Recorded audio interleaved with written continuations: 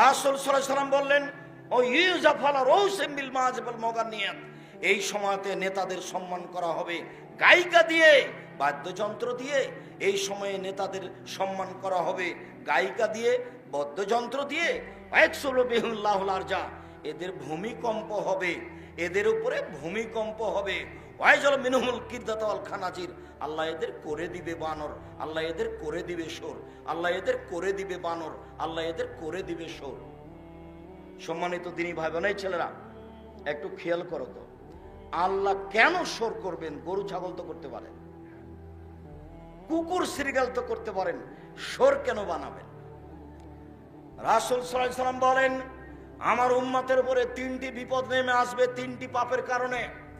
আমার উম্মতের উপরে তিনটি বিপদ নেমে আসবে তিনটি পাপের কারণে। বিপদ এক, ভূমিকম্প হবে। বিপদ দুই, মানুষের আকার আকৃতি পরিবর্তন হবে। বিপদ তিন, সর্ব ধরনের সমস্যা নেমে আসবে।